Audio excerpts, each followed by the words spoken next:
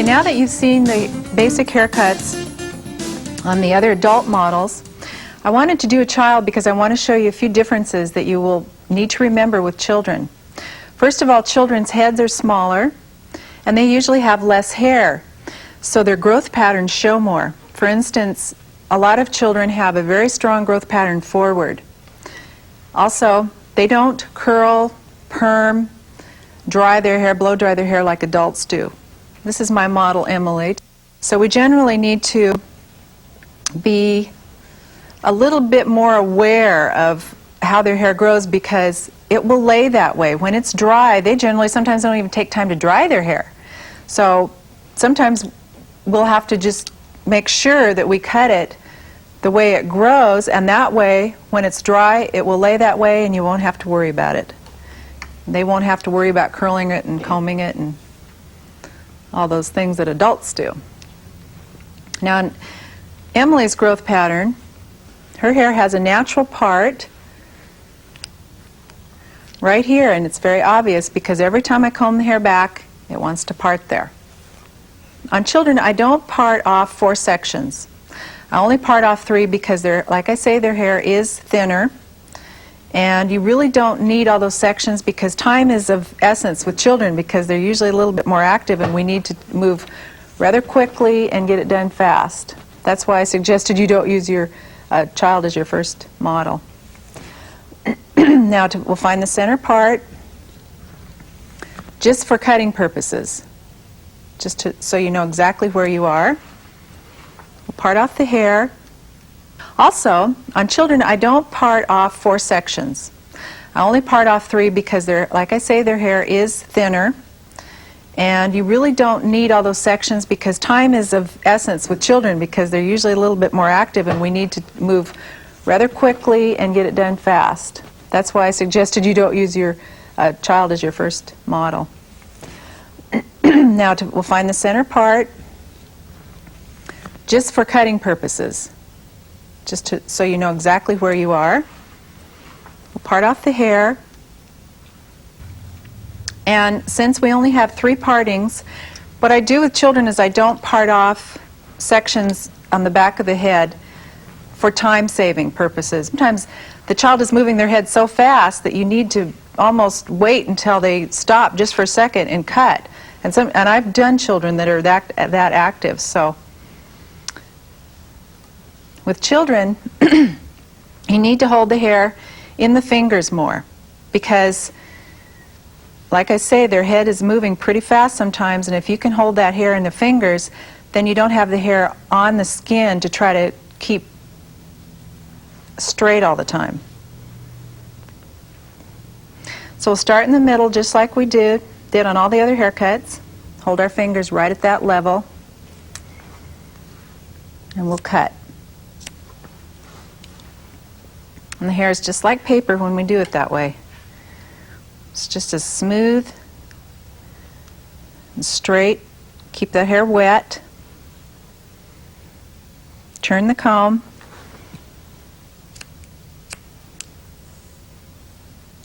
And remember your finger angles. Check your finger angles to make sure they're going around. Make sure they're not going up or down. You're doing all the same basic things we did on the other haircuts. The only difference with children is that you just need to work faster. Take a little bit of the old section, a little bit of the new, pull it straight down, cut right next to that finger. Don't hold your fingers up here again because that hair messes up. When you get to the shoulders, be sure you keep your fingers right on that shoulder and keep your fingers at a straight angle. Sometimes it's easy when you get to the shoulders to start moving up. And don't over-direct the hair. Don't pull it way back here. Don't pull it way up here. Sometimes I tell them to put a cookie underneath their chin, and all of a sudden they've got their head down, and they keep it down. If that doesn't work, don't worry about it. You might not get the precise haircut, but at least you'll get a real good even cut around the hairline if you just, their head's up and you make sure your fingers are angled right. Even if they move their head a little bit, just recheck and make sure that that hair's pulled in the right direction, that it's growing. Emily's an exceptional little model because she sits very still.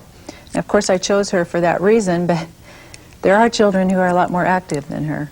Check and make sure you're even on both sides. You want to make sure that that's right before you do any more cutting, and then the front will be even. Now we'll find her natural part. Let that hair fall naturally. And remember, you're using the wide teeth of the comb. So that the hair will fall loosely. And just let the hair fall naturally around the crown of the head. And this time it's more important to check your finger angles, because it's very easy again to go up or down, especially here because you don't even have the back to go on. You just have these shoulders, and the shoulders start to drop off. So let's make sure that you have your finger angles right. Turn the comb to get that hair nice and smooth, just like paper. And if they start jerking their head around or moving their head around now, best thing to do is to just, if your hair gets messed up and your fingers are not close enough to where you're going to cut, then go ahead and comb through it again just real quickly. Even though they move their head around, if you hold that hair nice and firmly in your fingers, you can just go back and pull it down and cut real quickly.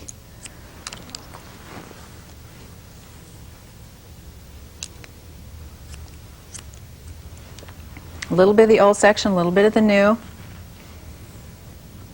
And now Emily's hair is already layered a little bit in the front, so we'll just leave that for right now.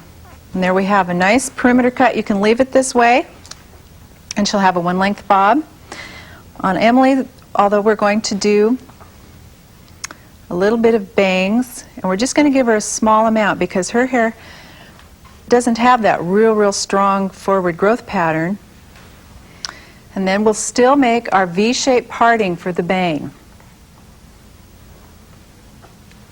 And on a child, you cut the bangs the same way as you do an adult. With the bangs, you need to protect them because quite often a child moves so fast that you can poke them with the scissors, and you don't want to do that. So be sure and hold your fingers underneath the scissors and on their head, so if they do move, your fingers will protect them from the scissors. And on children, you can get bangs a little bit shorter. The reason is generally children's foreheads are so small that it doesn't look good if their bangs are really long because it just covers up their whole face. So you can get them a little bit shorter, it won't hurt. Right in the center, but this time I'm not going to put them on the bridge of the nose, I'm going to put it right above the bridge of the nose. That way that'll shorten the bangs up just slightly, just enough to make it bring it above her eyebrows. Remember, the hair is elastic when it's wet, so don't pull the hair. Hold it firmly, but don't pull it. On camera it probably looks like I'm stretching this, but I'm not. I'm just holding it firmly in my fingers. And as you come down around the outside of the bang, remember, check your finger angles so that they're coming around and down in the curvature of the face so that you're not going up. If you're cutting up, the bangs will have a U shape. Come over here, have your fingers going out in that direction. Make sure that they're angled right.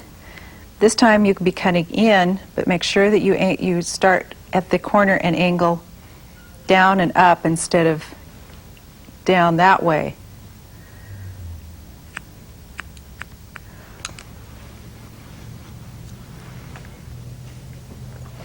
Then you can just take an eyeball look here.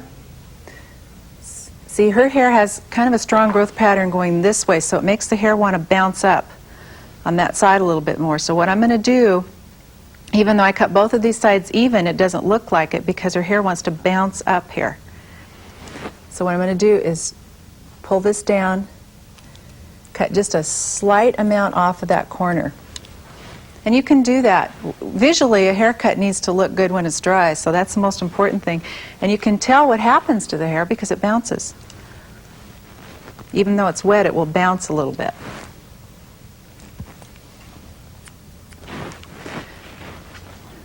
I'd like to layer Emily's bangs just a little bit because I don't want them too straight across and too flat.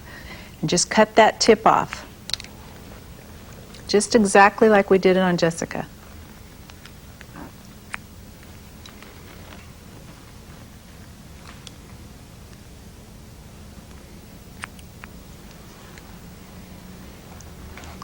with really, really straight hair on children, because their hair is finer and they have less of it, cut marks show a lot. So you need to be very careful when you layer the hair. I suggest for most children, especially girls, that you don't do a whole lot of real heavy layering, especially on straight hair. Now on curly hair it's fine, but on really straight hair, if you do a whole lot of layering, it can show a lot of cut marks. I'd suggest that you keep the child's hair as simple as possible. And if you were to layer your hair, her hair, you would layer it just like we did Jessica's for long hair on this length. Okay, and there we have Emily's haircut, and we'll go ahead and dry it and we'll show you the finished product. Okay, you can see Emily's hair dried, and you can see how easily and comfortably it lays because we cut it that way. We cut it with her growth pattern and her natural part. And if we were to leave Jessica's hair one length, it would have been curly in this style. And you can see on Emily's hair with it straight. I hope I've taken the guesswork out of hair cutting. I'll continue to add to my series of step-by-step videos, such as perming and coloring. So look for them. You'll save time, money, and have fun too. See you next time.